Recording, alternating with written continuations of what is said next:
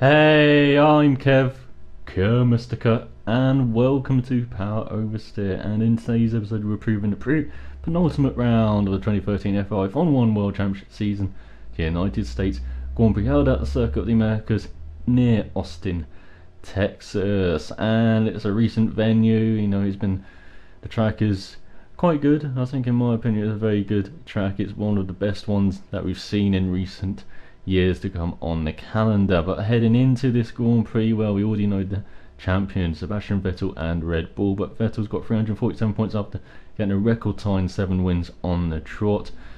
Fernando Alonso is in second on 217 points. Then Kimi Raikkonen, some news about him coming up. He's got 183 points, with Lewis Hamilton just 8 points behind on 175. And Webber on 166, and then Nico Rosberg 159, so a great battle for third going on there. Then Roman Grosjean 114 points, just 8 ahead of Felipe Massa. Then Jenson Button in 9th, now just 12 points ahead of Paul di Resta in 10th on 60 points to 48. Nico Hulkenberg's on 39 points, Sergio Perez on 35 points, some news about him as well. Adrian Sutil on 29 points.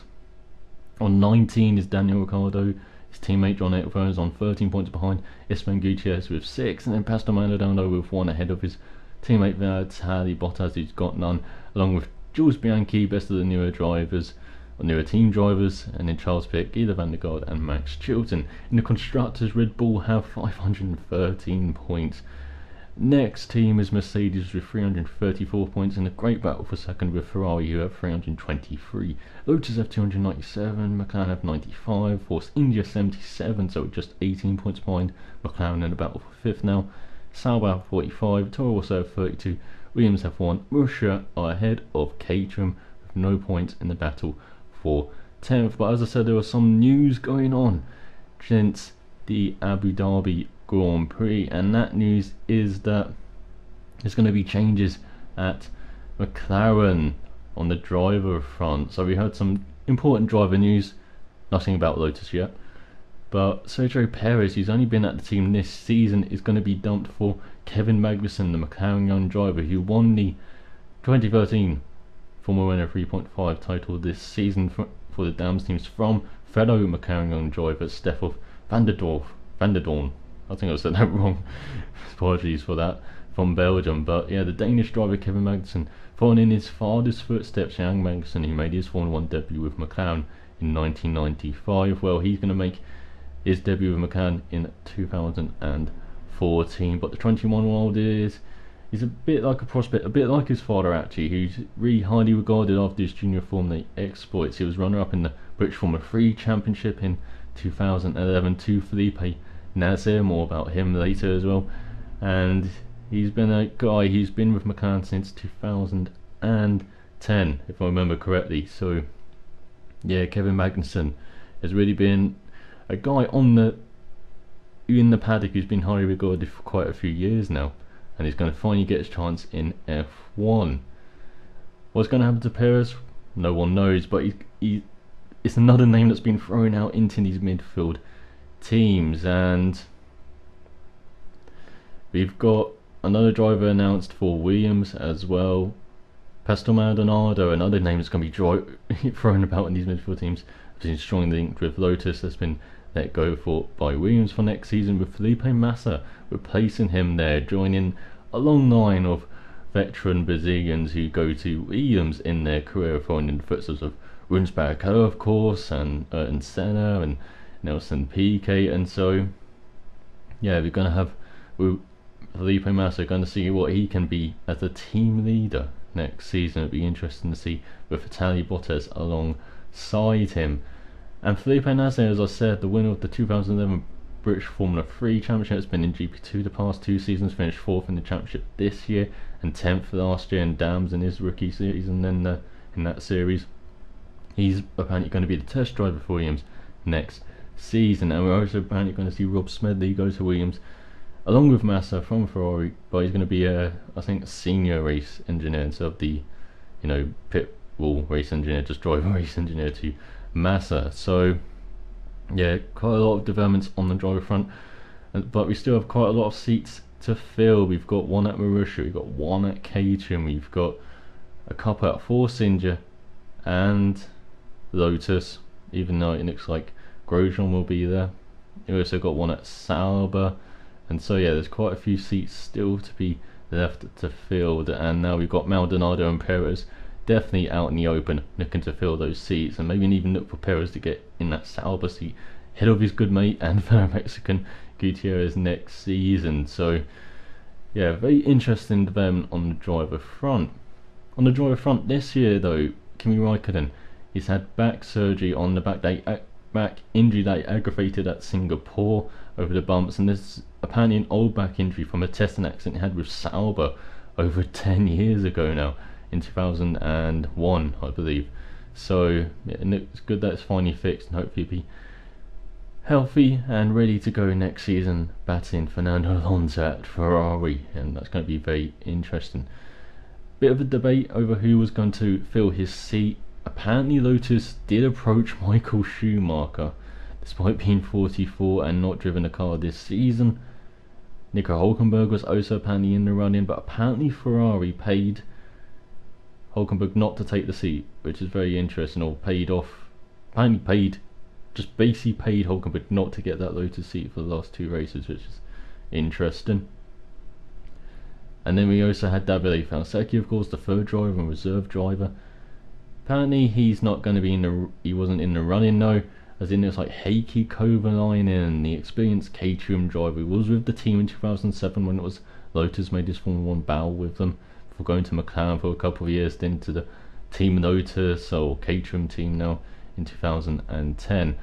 But yeah, he's been doing a few free practices this year for the team for Caterham, but now he's going to their former rivals, arch enemies, Lotus, for the last two races in America and Brazil, bringing in some experience. A good move from Lotus, especially as they still believe they're in that battle for second speed, despite being over 30 points behind Mercedes. But it'll be interesting to see what Kovalainen can do alongside Grosjean, being basically chucked into that car at the last minute in America. Hopefully it'll be much better in Brazil, but if you get some points in America, it would be a good confident boost, and you never know what's going to happen in Brazil, especially if it rains, as we saw last season. But yeah, that is some of the news. But the final piece of news is about the calendar, and apparently the calendar has been handed around Austin before its official announcement next month in December, and the final FOI beginning of the year, I think. Apparently Korea is off the calendar. The Grand Prix of America, which is meant to be held in New Jersey, is off, and of course Mexico as well. So that's 3 races of the calendar, so it might be a 19 race season, which would be lovely. I think 19 races is a good length for the calendar, and there's going to be some date shifts as well to, fill up some gaps that would have been left by those races. But yeah, very interesting looking calendar for the next season. So that is the look at the news since the last race in Abu Dhabi Grand Prix. Let's go back and look at this United States Grand Prix. Let's look at some track facts now. So, track facts about the Circuit of the Americas and the United States Grand Prix. So, Circuit Americas, or COTA as it's abbreviated, 3.427 mile or 5.51 mile long circuit. It has 20 turns, and most of its corners are kind of reminiscent of famous corners around other circuits, such as Turn 1, being eye up the hill. Kind of reminds you of the A1 rings, sharp hairpin at the top of the hill, just going the other way. And then you've got kind of the S is a bit like Silverstone or Suzuka. Then you've got a nice hairpin at the bottom hill, Turn 11, which is a bit like Tosa at Imola. And then you've got a long back straight, which is kind of like a Tilke circuit. And then you've got the stadium section, a bit like Hockenheimring, and then the kind of Turn 8 corner, just going the other way again as well. And then you've got the last 2 corners, which are a bit more challenging, and especially Turn 19, which loads of drivers had problems on last year, and it seems to be the toughest corner on the circuit. But yeah, the facility of quite a modern facility. It was announced in July 2010 by Tivo Holman, as he wants to build a track on 890 acres of undeveloped land in southeastern Texas County near Austin, Texas, or in Austin, Texas. And so, yeah, he wanted to build that. He got a bit of a mate, 1993 motorcycle world champion Kevin Swartz, to assist with the layout and, conceiving of the layout, with assistance from, again, Herman Tilke. We know what he's designed recently, but the architecture around the circuit, the Grand Plaza, the observation structure, the Tower Amphitheater, and the main grandstand were designed by Austin-based architectural firm Miro Rivera Architects. So it's nice to see some different flavour around the circuit, architecture-wise, apart from the Herman Tilke, which kind of tries to blend in with the local customs, but it doesn't really. And so, yeah, it's nice to see something just a bit different on the calendar. And its spectator capacity is around 120,000, 100,000 really, with permanent and temporary seating facilities, but 117,429 watched the Formula 1 race last year, the inaugural Formula 1 race around the circuit of the Americas. And it's also hosted MotoGP this year, V8 supercars with the Austin 400, the FI World Endurance Championship with the 6 hours of the circuit of the Americas, the FEMA Road Racing World Championship Grand Prix of the Americas, and the American Le Mans Series, the Road Sports Car Series with the Grand Am of the Americas. And so, yeah, it's held lots of different series around this circuit. It broke ground in 2011, was built in 2012, and that record is a 139.347 from Sebastian Vettel last year in his Red Bull. But of course, it was Lewis Hamilton who won the race after Vettel got kind of held up in the first sector by in the rain car for K, and so Hamilton can take advantage of being close enough in the DRS zone to overtake him or pass him. But yeah, that is the circuit of the Americas. But the United States Grand Prix, that has been on the calendar off and on for a very long time. The first United States kind of race on the calendar was actually the Indianapolis 500 from 1950 to 1960. You did see European drivers and teams go over there to try their hand at the 500, such as Ascari, Fangio, Ferrari. They've been over there practicing really, but not really racing. You had Cooper that did race with Brabham. I think they did race, or they just practiced it, but they introduced the rear engine over there, and so, yeah, there was a bit of a revolution there over in the 60s. And he had Jim Clark and Lotus go over there and win in 1965. Graham Hill the next year from Jackie Stewart as well. And so, yeah, you've seen a number of European drivers go over there and teams and be successful from Formula 1. But the first real United States Grand Prix in the post-war era, from an official Formula 1 era from 1950, was the Riverside circuit in 1958. It was actually an unofficial race. It wasn't on the calendar, but the first race on the calendar was at Sebring in 1959, the season finale, with Bruce McLaren winning his Cooper Climax after his teammate Jack Brabham ran out of fuel while leading. He had to push his car home over the line. He finished 4th and got the world title. And Bruce McLaren was the youngest winner then, at 22 years old then. Then the next year we had Stirling Moss winning his Lotus Climax even at Riverside, before it went to its home for quite a long time in 1961 to the Watkins Glen circuit just outside New York. And the great circuit it was from 1961 till 1918. In its island, got his only Grand Prix win, the Lotus Climax, in the first race there. And then we saw Graham Hill win 3 times in a row for BRM. Jim Clark won 3 times as well. Jochen Win won in 69. Emerson Fittipaldi got his first Grand Prix win there in 1917. Only his, I believe, 4th race in the Lotus Ford. Francois Savert got his only Grand Prix win there in the Tyrrell in 1971. Jackie Stewart won in 72, and Peterson, Ruderman, and then Niki Lauda in 75 en route to his first world title. James Hunt a couple of times in his McLaren, and Ruderman again, and Villeneuve, and then Alan Jones won in 1980 before it left Watkins Glen. And so the official United States Grand Prix was off the calendar until 1989, when they returned at Felix, and that was held there until 91. And we saw Alan Prost and Ayrton Senna win twice, especially in an interesting race in 1990 90 when he was battling John Alesi for half the race before finally getting past the Frenchman in its Tyrrell. And then again, the official United States Grand Prix is off the calendar, and then it came back in 2000 at the Indianapolis Motor Speedway from 2002 to 2007. And Michael Schumacher won quite a few times there, including the controversial race in 2005 when the Michelin tyres weren't built to go through the last corner, the bank corner. It couldn't, the loads were too much for the tyre, and so it would fail after a few laps. Unfortunately, no solution was found before the race, and so we only had the Bridgestone runners, 6 cars, to take the race. And it was Schumacher winning from Barrichello, despite being close after one pit stop, I remember. But yeah, Thiago Montero in third in his Jordan, and he got a bit excited on the podium. Why would he not? Because it was going to be his only chance of getting a podium in Formula 1, being in a Jordan, as he was. But he also heard Lewis Hamilton win the last race there in 2007 in his McLaren after a close battle with his teammate Fernando Alonso. And then last year he won it from Vettel, as I said, in his McLaren, his last win in a McLaren. But the most successful drivers in the United States Grand Prix, Michael Schumacher with 5 wins at Indy. Then you have Graham Hill and Jim Clark, who dominated Watkins Glen in the 60s in their BRM and Lotus for 3 wins each.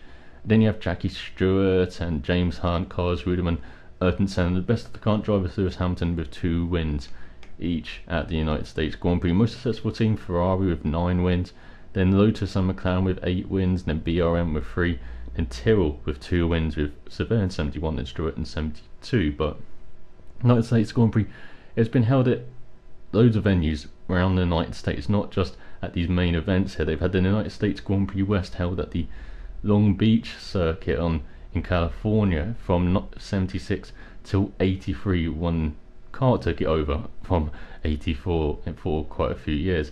Then the Caesars Palace Grand Prix, which was held in a car park in Las Vegas in 1981 and 1982, and it saw that crucial 81 season finale where Carlos Ruderman went missing and Nelson Piquet won his first world title.